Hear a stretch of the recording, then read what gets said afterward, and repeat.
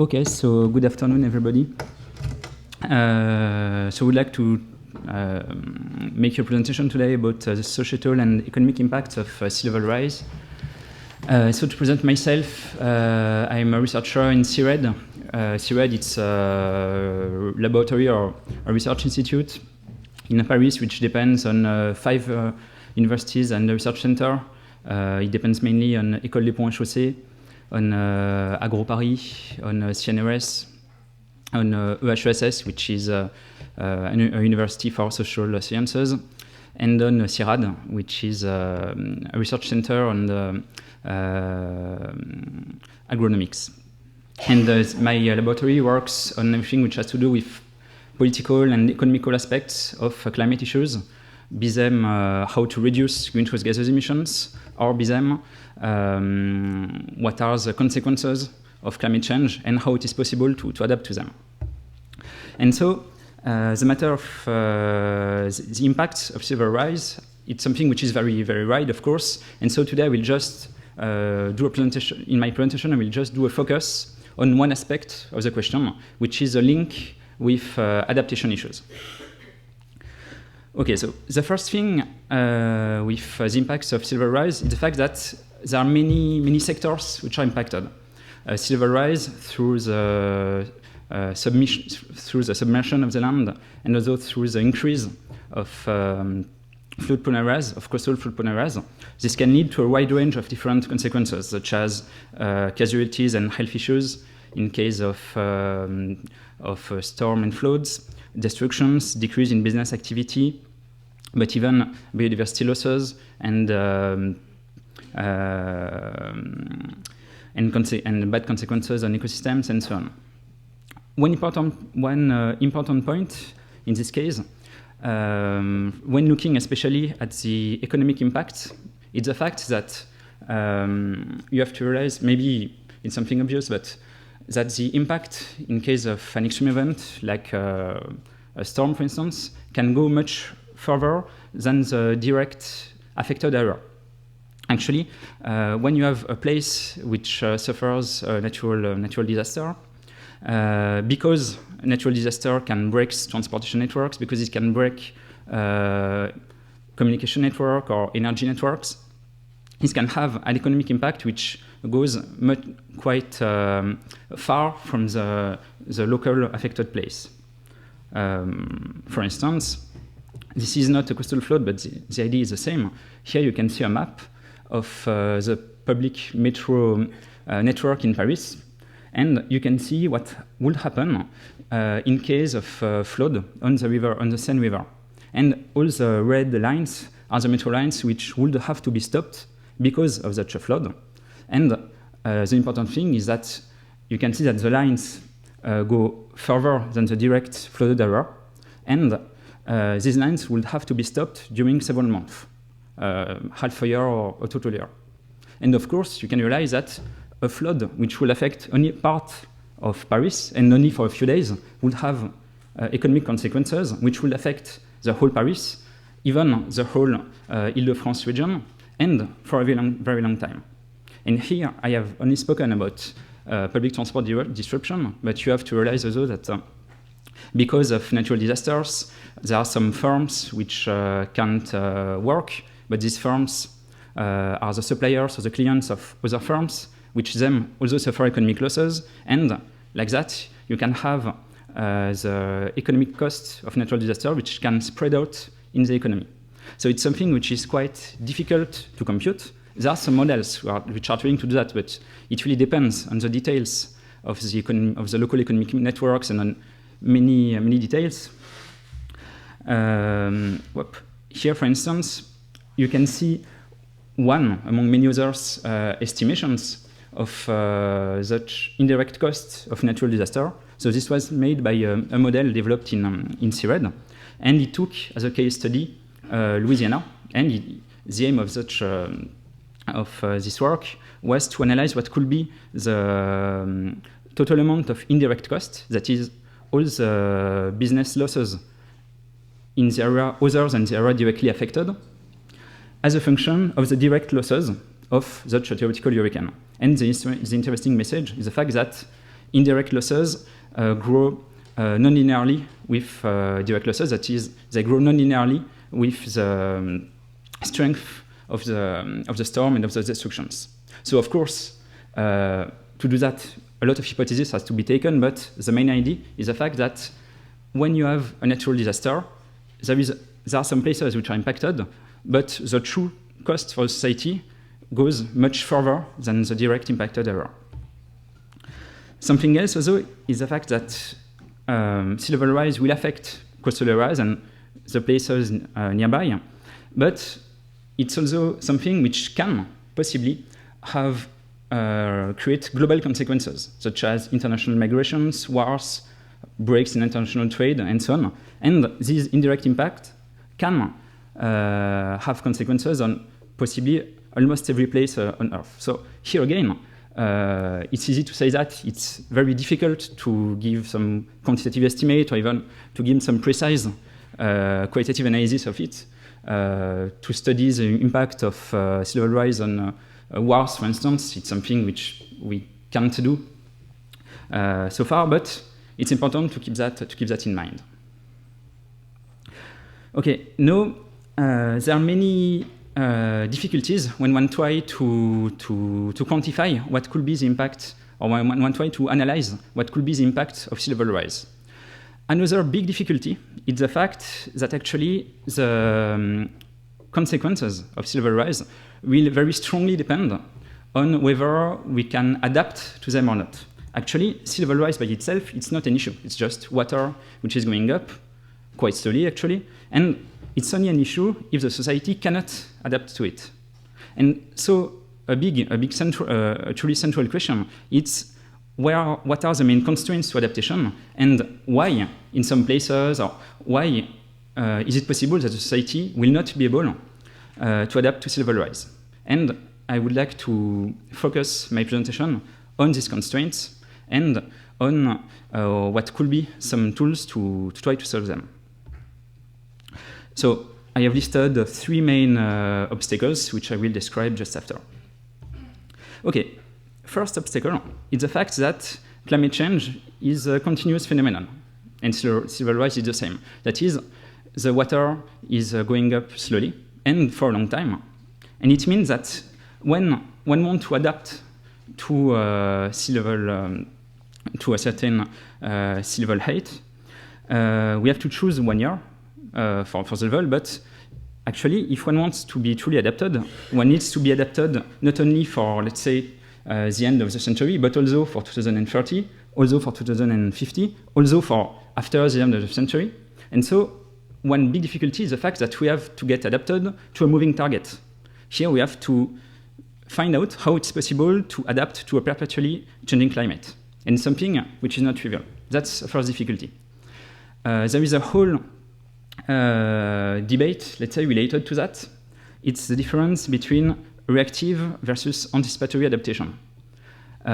It's quite simple. The idea behind it is the fact that when you want to get adapted to a natural disaster, or in this case to climate change or to sea level rise, then you can either follow reactive adaptation, that is, you react ex post after you have seen adverse impacts. In the case of floods, it simply means that when you see a flood, when you get flooded, you build a dike to get protected from such a flood, so that a similar event won't affect you in the future.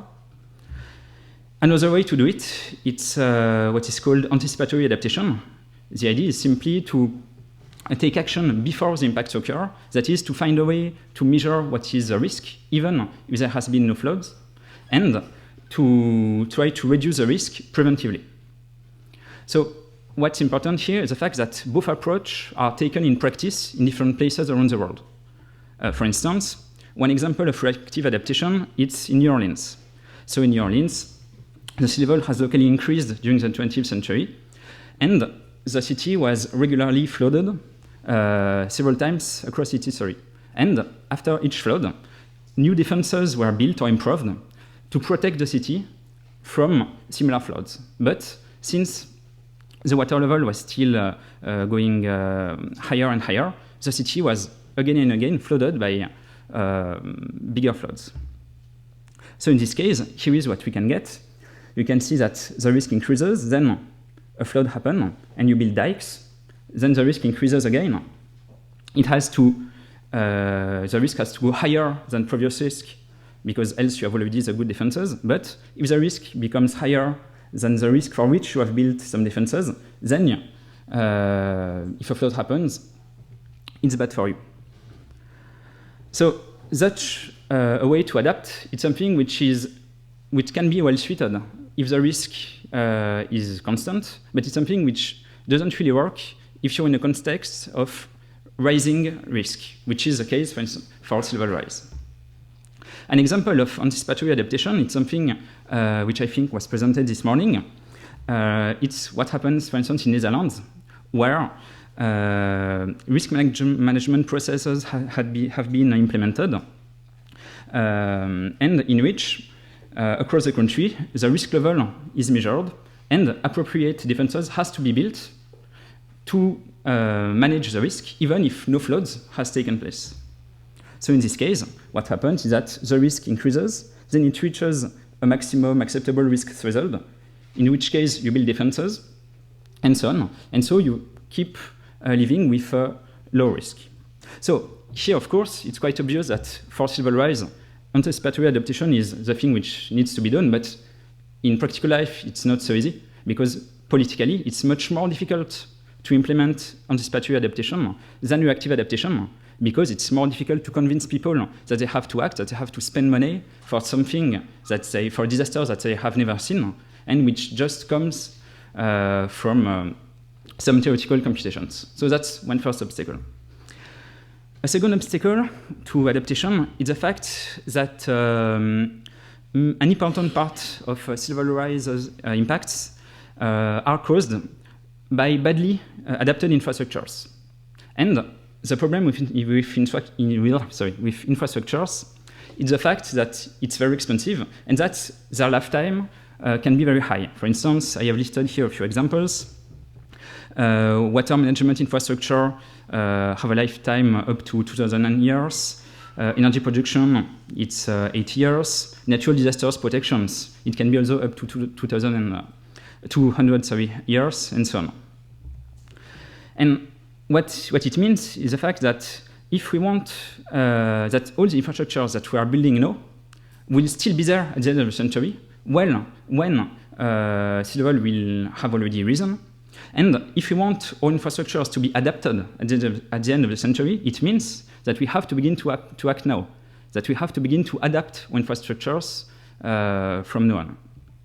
But it's quite difficult because we don't exactly know what will be the future sea level rise. When we know what will be the future target, when we know what will be the future hazard or the future risk, it's quite complicated to know what are the good infrastructure to build.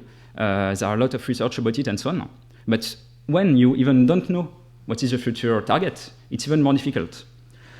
And here, for instance, so it's just some graphs from the last IPCC report showing some precipitation variation scenarios. And here you can see different scenarios for one given CO2 emissions scenario.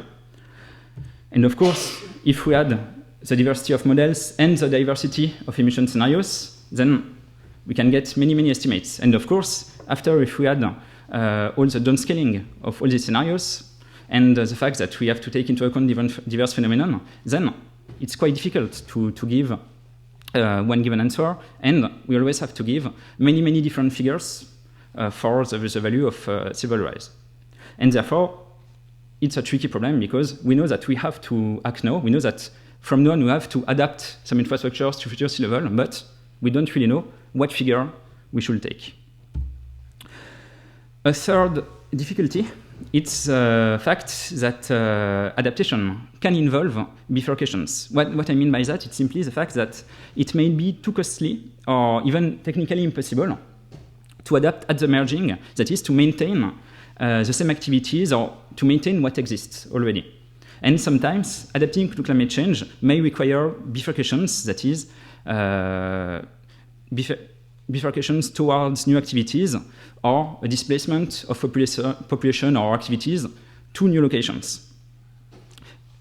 For sea level rise, the question is, for instance, should we protect the coast or should we let water go inland? And in some cases, it may be under-optimal to try to preserve activities and population location at a high cost. But of course, taking such a decision is something which is extremely complex. First, because it's difficult to do an efficient economic analysis and to say, okay, to say to decision makers, here is a good decision to take, we have done the computations. We can't really do that because in this case we have to compare very different situations, and so there are too many hypotheses which has to be taken for the economic analysis to be really efficient.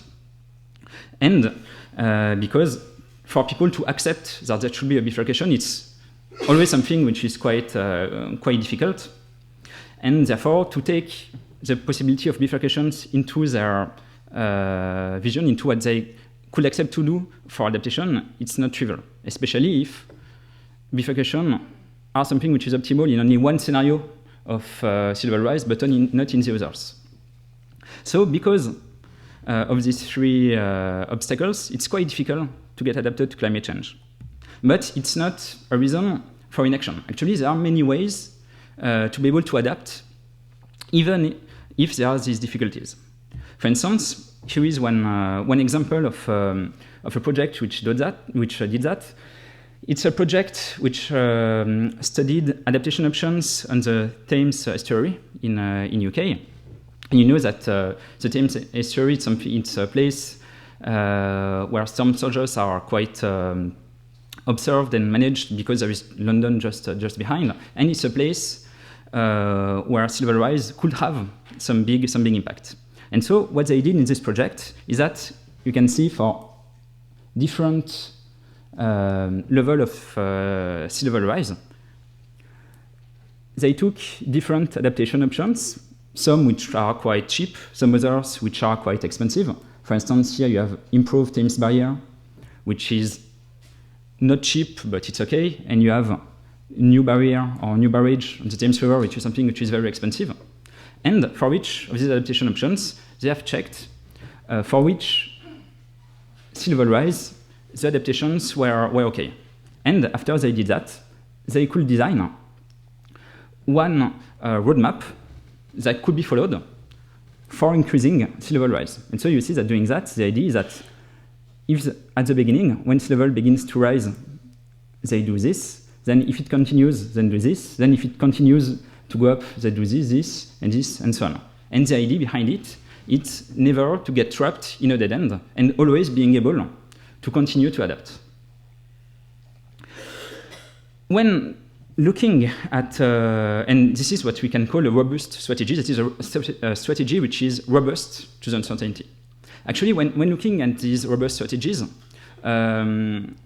it's possible to see that there are some constants. There are some strategies which are almost always a good bet, and which could be used almost everywhere, and which are robust, and which are always a good thing at first to adapt. One of these strategies is what is called no-regret measures. The idea behind it is the fact that most of climate change impacts, and it's the case for the floods, for the increase in the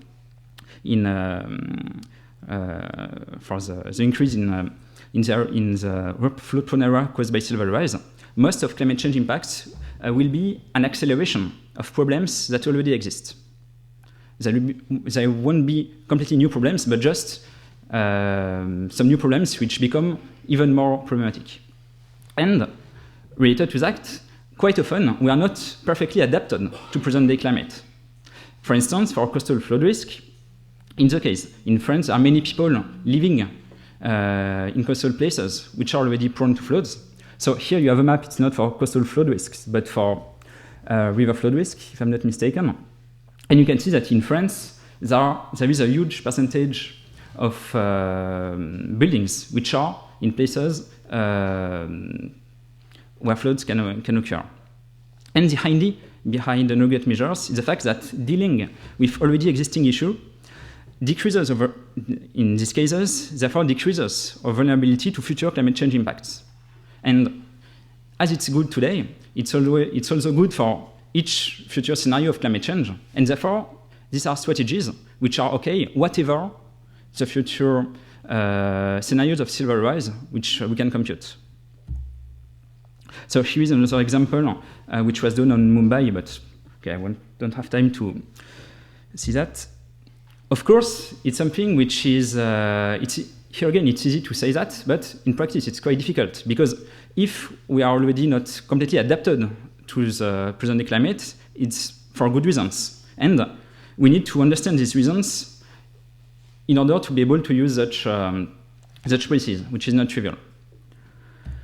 Something in the same spirit is the fact that quite often, not only we are not perfectly adapted to our present-day climate, but our exposure to present-day natural hazards keeps increasing. For instance, here you have some figures about the exposure to floods in France, and you can see that there are still, here you have some figures about the urban growth, the surface growth in different places in France, and here it means flood-prone areas, and you can see that between 2000 and 2006, there were still some houses built in those places. That is, the total exposure to floods keeps going on in France. Similar studies can be done elsewhere. Here, for instance, you can see a study which was made for OECD, which was examining the evolution of population exposed to 100-year flood risk in 2070. And the important thing here is that it was comparing the impact of climate change and subsidence to the impact of socio-economic change. That is simply to the impact of more people going in these cities. And you can see that most of the times, the impact, the increase of exposure just because of socio-economic reasons is as big as the impact of climate change. And what I want to say with that is the fact that current and future vulnerabilities are the result of some underlying socio-economic trends. For instance, the attractivity of coastal zones in France, or the lack of or land scarcity, which makes that in dense cities, people accept to live in flood-prone areas because elsewhere the land is too expensive. In developing countries, it's the urban-rural migrations which increase the population of cities, even if they are placed in dangerous places, and so on. And in addition to policies aiming at reducing vulnerability ex post, that in once the exposure has increased, it's also possible to try to act on these underlying drivers if they have been determined, and therefore to act on causes instead of symptoms. And here again, it's something that have to be done early, before the exposure has increased, and that's something which is possible.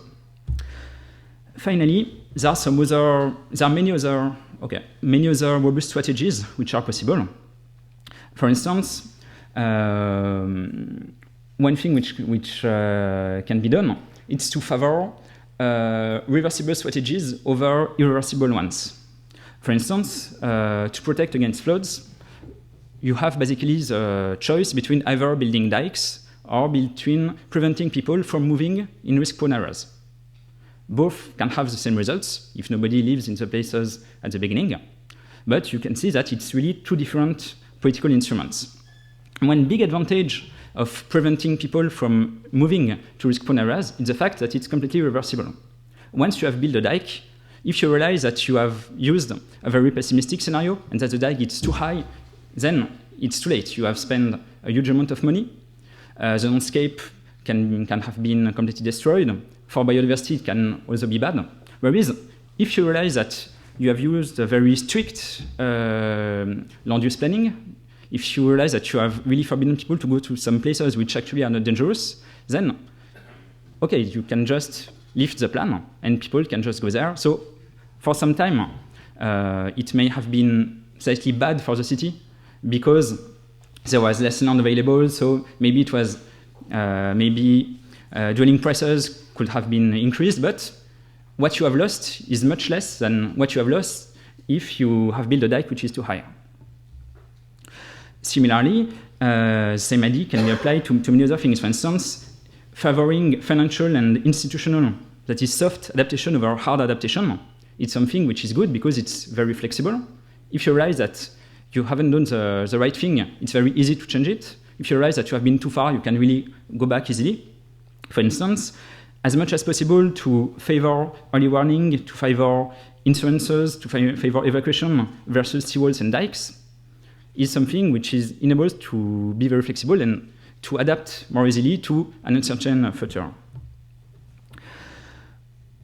Another possibility also is to invest in low-cost safety margins. So here what I mean is the fact that when you realize that oversizing a defense infrastructure is very cheap, then in such a perspective of uncertainty, it's something which can be good to do. I mean, even if the strict economic analysis tells you that maybe you shouldn't do something much higher because it will have a certain cost for almost no benefit, if this cost is quite cheap, then why not doing it? That's something that was done in Copenhagen, for instance, where when they did some drainage infrastructures in part of the city, they oversized the drainage infrastructures because to do it at the time of the construction, it's something which is, it has a cost, but it's quite cheap. But it enabled them to be safe against a wide range of climate change scenarios. And so it was very good in such a context of uncertainty. Finally, another possible measure is to reduce the lifetime of investment. That is to reduce the lifetime of infrastructures, for instance. Or, in fault prone areas, to reduce the lifetime of buildings, of houses, for instance. Because in this case, when you have to rebuild the infrastructure, it will be at a time when you will have more information, and therefore, at that time, you will be able to do a new building which will be adapted. Whereas if soon at the beginning you do something which has a very long life length, then it's more difficult to do that. Okay, so as a conclusion, societal and economic impacts of sea level rise will strongly depend on the way we adapt to them. And sea level rise, it's only an issue if the society cannot adapt to it. And to this respect, actually, the analysis of sea level rise impact is something which is very, very similar to the analysis of other impacts of climate change. Because I could do exactly the same presentation about heat waves vulnerability, for instance, or about, water scarcity. Just the concepts are exactly the same. Adaptation, it's not an easy task. It's difficult to design an optimal mix of policies, especially because the target is moving, and because we have to deal with uncertainty. But this is never an excuse for inaction. Many tools like no-regret measures, reversible policies, enable to design robust strategies which let us adapt even if there are all these obstacles. Thank you.